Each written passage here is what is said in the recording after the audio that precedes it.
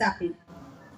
হেসে বলি, তোমার হরি মাথায় থাকুক, চাপিয়ে আমার ঘাড়ে তোমার মতো ভক্তজনের বইলে বোঝা, এতেও যদি আমার কিছু পুণ্য বাড়ে। এভাবেই দিন চলছিল বেশ। হঠাৎ সেদিন হিসহিসিয়ে সাপের মতন গুজব ছড়ায়, পীর সাহেবের মাজারে এক মরা শুয়োর, মরা গরুর শিং পড়েছে বাহন পাড়ায়। ছড়িয়ে গেল দাঙ্গা দাবানলের মতো।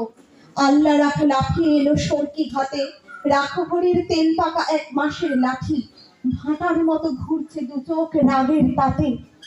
দুহাত ধরে বোঝাই ওদের, হচ্ছেটা কি, যাচিয়ে দেখো এসব খবর সত্যি কিনা। আল্লাহ রাখা বলল, কাফের হাট যা আভি, ম্লেচ্ছ, চেঁচায় রাখহরি, আর ছুঁবি না। রক্ত গঙ্গা বইল আমার চোখের আগে, জখম হয়ে জ্ঞান হারালাম পথের ধারে। ততক্ষণে ওরাও দুজন ভূতল সাই, পরস্পরের সরকি এবং লাঠি রেখায়। কার যে কত রক্ত সেদিন ভিজল জমি, হিসেব তো নেই, দুটোই যে লাল।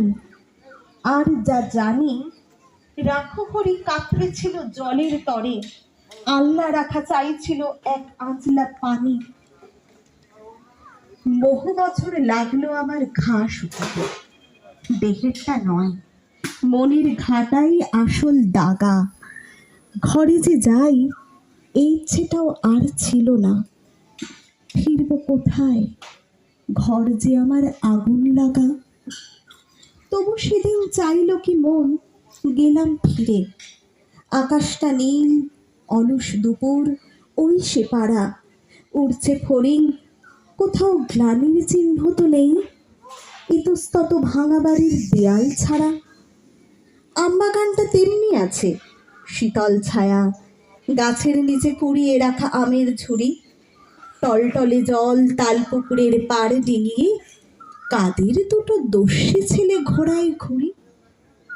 হঠাৎ যেন বাজির মতন চমকে দিয়ে এক নিমেষে উধাও হলো মনের ধোঁকা।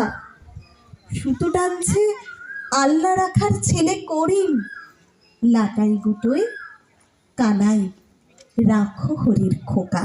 নমস্কার। হ্যালো, খুবই প্রাসঙ্গিক